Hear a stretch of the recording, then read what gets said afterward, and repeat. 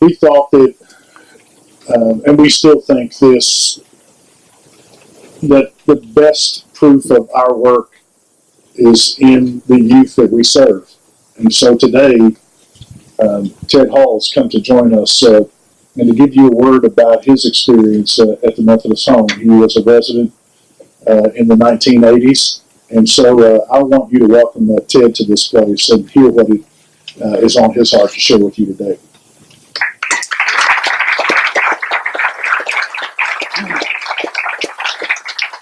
It's 1970s. It says 80s in my screen. It's good. It's good. Somebody's in trouble. I don't have a career. Yeah. Oh, that would be. Never mind. My name is Ted Hall. I came from Harlan County, Kentucky in 1971 to live at the Methodist Home. Family unit down there was broken. It was not repairable at that time. The state stepped in and removed myself and my siblings from my father, who was struggling with alcohol. My mother passed away at 26, leaving him with 6 kids. It was tragic, but like the rest of you move on. And I ended up at the Methodist Home. I had the amazing privilege of going to college and having my life totally redirected by the Methodist Home and just the people there. I was told that I can do anything that I wanted to do. If I wanted to bad enough, I could do anything. And my dream was to be an artist. And so I'm an artist today. So I lived the dream. But part of that process was people like the Methodist Home and some wonderful, my house parents who took care of me. And I was very, very scared when I first came there. Actually, I was horrified because I'd never been out of the mountains. I'd never been in a place where there was a mall. We didn't have indoor plumbing, and we had just very little electricity.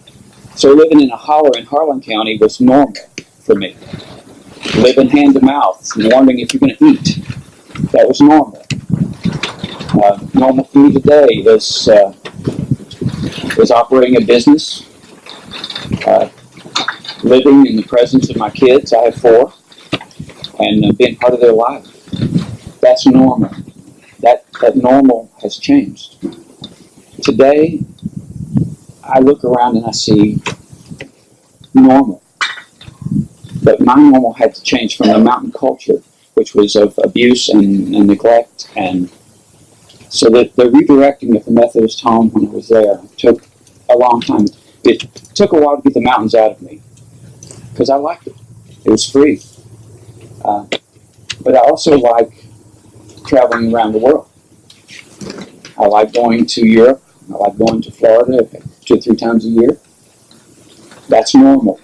It's a good normal. If I could encourage y'all to do one thing, more so than anything else, it would be pray for this process to grow. It's the process of a kid coming into an environment that's not their home is hard. It's hard if they're dealing with addictions or rejection or anything like that. The only real change is going to come when they come in and they meet people who care, who love them, who are Christians. I have to tell you a little bit about my house parent, Johnny Mandecker. He's gone to be with the Lord now, but he was just an amazing man. He was my house parent for a number of years, and he taught me how to play golf. He taught me that my actions weren't right, and that nasty little mouth had to get under control. He also whipped my butt a couple of times, which I really needed. I don't know if that's cool today, but it was necessary and very cool back then. I also learned that he followed Jesus with all his heart. And I to this minute, would watch him. I watched his life just intently because he was different. Johnny came from India, and his He was a colonel in the Royal Air Force. And he gave up everything, and he was very wealthy. He gave up everything to come to America because he became a Christian and he was no longer allowed to be there. His wife, Joanne, was a 1960s Miss India.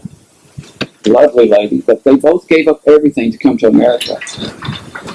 And I see the hand of God in so many different ways now, and it's just cool. But the one thing I saw was God brought a man from India to be my parent.